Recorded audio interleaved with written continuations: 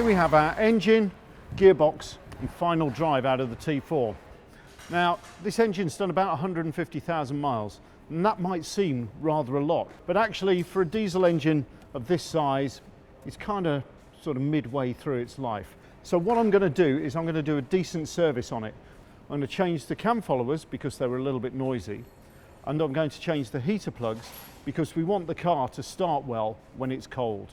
I'm going to change the clutch as well because it was a bit juddery and it's starting to slip a little bit. I'm going to change the filters and I'm going to change the cam belt. So a lot of it's got to come apart. And seeing as I'm standing on this side of the engine, I'm going to start with the cam followers and the heater plugs.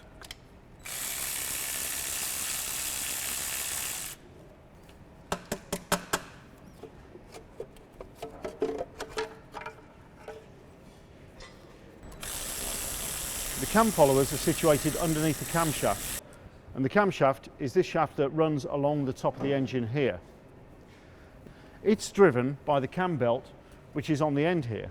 I've turned the crankshaft, which has in turn turned the camshaft and this cam wheel, and I've aligned the timing marks, which are here, this white one here and this white one here on the back plate, so that I know that this is the position that the camshaft must be in. I'm not going to turn the crankshaft again because that will put everything out of phase. So now I can start removing all of the drive belts and start getting into changing the cam followers and the cam belt. So that's the alternator belt taken off. So now I can get to this other drive belt which drives the power steering pump and the water pump. And I also need to take the crankshaft pulley off as well. Then I can get to this cover which is on the end here, which will allow me to access the cam belt.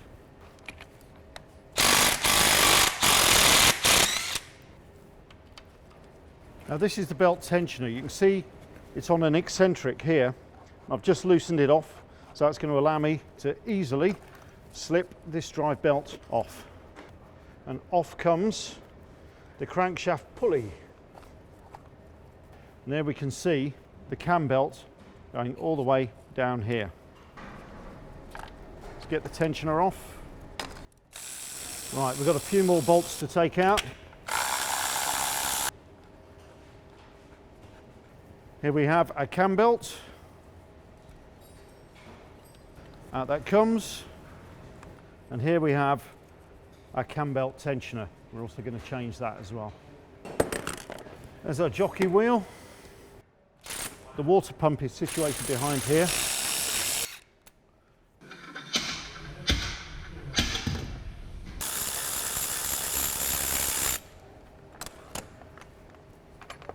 So here we have our pump drive belt. Because I've removed that pulley, the timing on the diesel pump has moved slightly. So when I put this back together, I've got to get it all bang on correct. Right, now I can get the camshaft off. There's our water pump. We may as well replace it anyway. So that is going in the scrap bin. So here's the new water pump. Right, out comes the camshaft. And so here are our cam followers. Now, cam followers sit on top of the valve stems and they push down on the valves to open and close them. And these little fellas wear out, so I'll replace them. When the cam followers wear, the distance between the top of the valve stem and the bottom of the cam follower increases. The valves don't get opened quite as much as they should. You don't get enough air in and you don't get enough exhaust gases out. So you start losing power. I'm keeping the cam followers in order because I always try and keep everything in the correct order. Now these are hydraulic cam followers, so the distance between the bottom of the cam follower here and the tops of the valve stems here is kept constant by a flow of oil that comes into here, into the cam follower, and the valves always close fully and the cam followers don't rattle up and down. It's like an automatic adjustment. Here's one of my new followers and you can see the groove where the oil goes around and passes in through this little orifice here and goes in a drilling that goes underneath here and goes underneath this little pad to to push it out and against the top of the valve stem. It means that the clearances are kept absolutely to a minimum, so you don't get any rattling, and so you always get valves opening and closing fully and always within the correct adjustment.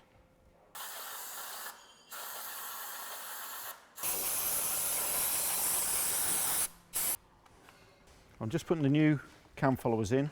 They're all lubricated up, and I've cleaned the top of the engine off so I don't get any dirt in there, so they don't wear quickly and then fail.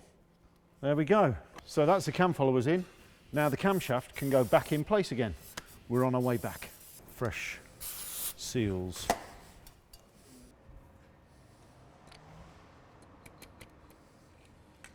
Squirt of oil.